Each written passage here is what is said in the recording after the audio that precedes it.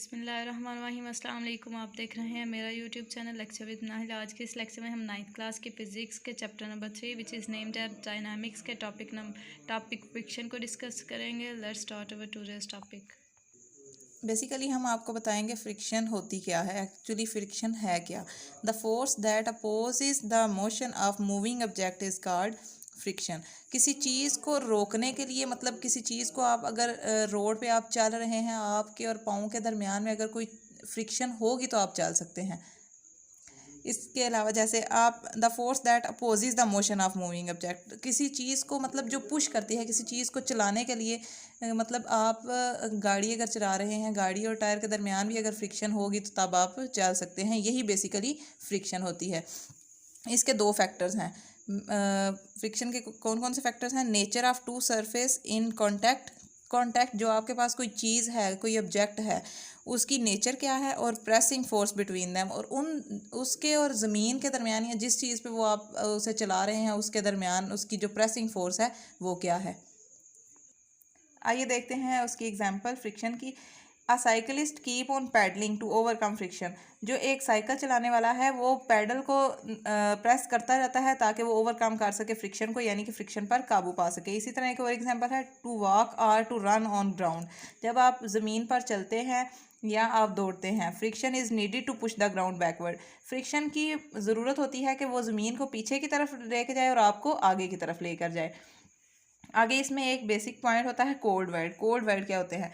आपने देखा होगा आपके पास अगर कोई दो ब्लॉक्स हैं, वो अगर आप उन्हें रखते हैं बिल्कुल स्ट्रेट है, मतलब उनके दरमियान कोई हर्डल्स नहीं है। ऐसे ये एक ब्लॉक है ये, और एक ब्लॉक है ये। जब इन दोनों को हम एक दूसरे के ऊपर रखेंगे, इनके दरमियान बिल्कुल फासला ख़त्म हो जाएगा, हमें यही दिखाई देगा कि इन दोनों के दरमियान कोई फासला नहीं है। लेकिन जैसे ही आप इसे माइक्रोस्कोप या किसी और चीज़ की मदद से देखते हैं, इसे जूम करके देखते हैं, तो इसके दरमियान आपको छोटी छोटी हर्डल्स नज़र आएंगी जो कि बेसिकली इस तरह होंगी।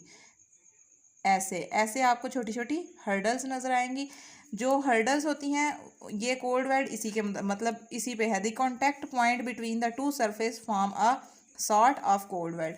दो चीज़ों के दरमियान जो आपको हर्डल्स नज़र आएंगी उन्हें क्या कहते हैं? Cold word. आगे है force of limiting friction. Limiting friction मतलब ये इसकी डेफिनेशन है the maximum value of friction. Friction की ज़्यादा से ज़्यादा वैल्यू, जो सबसे बड़ी वैल्यू आएगी उसे क्या हम कहते हैं? Force of limiting friction. इसको हम एफ एस से डिनोट करते हैं।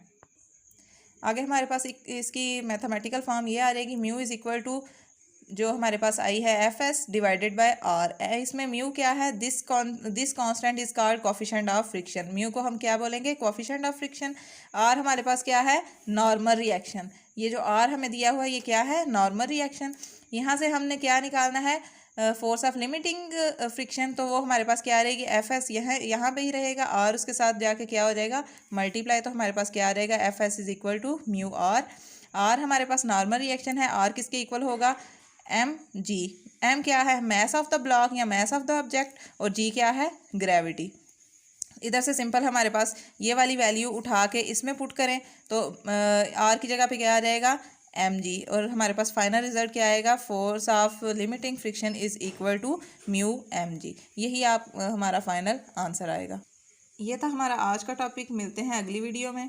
Please like, share and also subscribe my YouTube channel and don't forget to click the bell icon. Thank you. अल्लाह हाफिज़।